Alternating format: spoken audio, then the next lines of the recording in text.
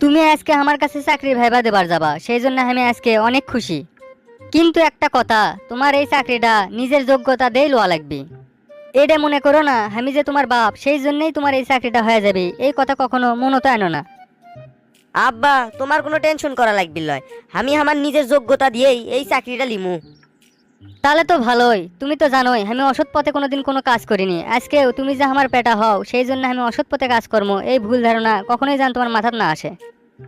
আচ্ছা আচ্ছা আব্বা, ঠিক আছে। আর শেষ একটা কথা, তুমি যে চাকরি ইন্টারভিউ দুবার যে আমাকে আব্বা আব্বা করে ডাকবা, এটা কখনোই করা যাবে না। চাকরি ইন্টারভিউ দুবার যে তোমার অবশ্যই আমাকে স্যার করে ডাকা লাগবে। আব্বা যতই কোক আমার পক্ষে লিবি লয়, আমি তো জানি আব্বা আমার পক্ষেই লিবি। আমার কি কপাল, আমার চাকরির ভাইবা দিবার যাচ্ছি আমার বাপের কাছেই। আজকে আব্বার চাকরির শেষ দিন, এই ইন্টারভিউ নিয়ে আব্বা চাকরি থেকে রিটায়ার করবি। সেই জায়গাত আব্বা তো চাবি চাকরিটা আমি পাই। অত কিছু না ভাবে তাড়াতাড়ি ইন্টারভিউটা দেই আর চাকরিটা নিয়ে এলেই। মিস্টার আকাশ, তাহলে আপনার ইন্টারভিউ শুরু করা যাক। আচ্ছা স্যার, ঠিক আছে। তাহলে আপনার প্রথম প্রশ্ন হলো, দেশের সর্বাধিক উন্নয়ন নির্ভর করে কিসের ওপর? মানে স্যার, আমার ঘরে দেশ যেহেতু কৃষি নির্ভরশীল, তাহলে উন্নয়নও কৃষি নির্ভরই হবে। মিস্টার আকাশ, আপনার প্রথম প্রশ্নের উত্তরটি সম্পূর্ণই ভুল। আপনার জন্য দ্বিতীয় প্রশ্ন হলো, বাংলাদেশের সংসদের আসন সংখ্যা কয়টি? স্যার, বাংলাদেশের যেহেতু 64টা জেলা, সেজন্য আসন সংখ্যাও 64টাই হবে। মিস্টার আকাশ, আপনার এই প্রশ্নের উত্তরটিও ভুল। আপনার জন্য তৃতীয় প্রশ্ন হলো, বাংলাদেশের সর্ববৃহৎ জেলা কোনটি? স্যার, ঢাকা যেহেতু বাংলাদেশের রাজধানী, সেজন্য বাংলাদেশের সর্ববৃহত্তম জেলা ঢাকাই হবে। মিস্টার আকাশ, আপনার এই প্রশ্নের উত্তরটিও ভুল।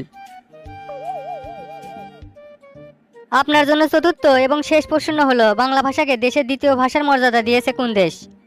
স্যার, ইন্ডিয়ার যেহেতু প্রচুর বাঙালি বাস করে, সেজন্য ইন্ডিয়াই হবি। মিস্টার আকাশ, আপনার চতুর্থ এবং শেষ প্রশ্নের উত্তরটিও ভুল। আপনি যে চারটে প্রশ্ন করা হয়েছে সবগুলো প্রশ্নের উত্তরই আপনি ভুল দিচ্ছেন। তারপরেও আমি চাচ্ছি আপনি এটিই থাকেন পরবর্তী ক্যান্ডিডেটের ভাইবা দেখার জন্য। আচ্ছা স্যার, ঠিক আছে। মিস্টার শাকিল, আপনার ভাইবা শুরু করা যাক।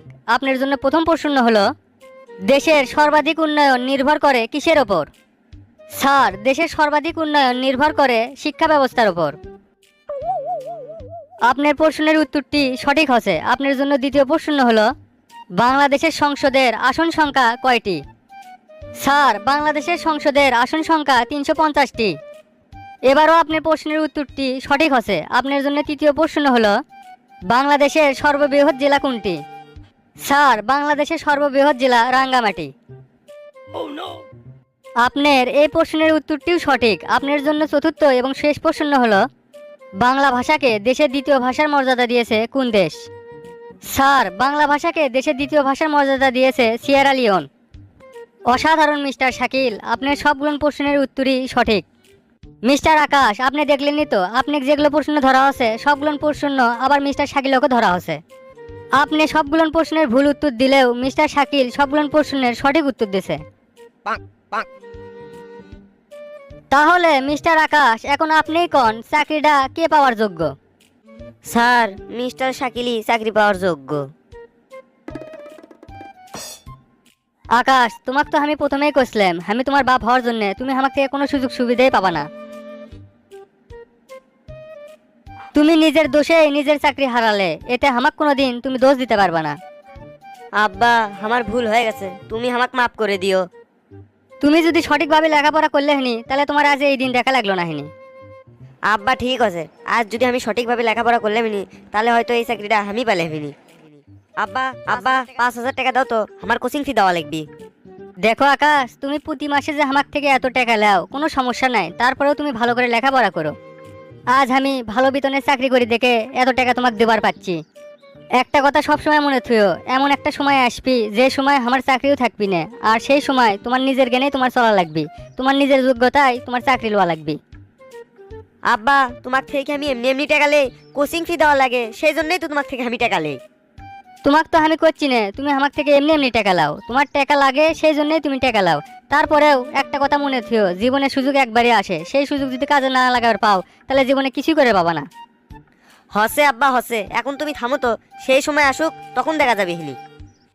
বন্ধু, আজকে তো আব্বার থেকে কোচিং এর কথা কয়ে 5,000 টাকা লিছি। কোষ কি, আজকে তো তাহলে আবার সেই মজা হবে। হ বন্ধু হ, আজকে তো পার্টি হবে, পার্টি চ তাড়াতাড়ি। আজকে আমি বুঝে পাচ্ছি আব্বা জেলে কথাগুলো কইছিল সবগুলোই সঠিক। সবার জীবনে একটা সুযোগ আসে, আজকে আমার জীবনেও আসছিল কিন্তু আমি হাত ছাড়া করলাম। হয়তো এই ভুলের মাসুল আমার একদিন দেওয়া লাগবে।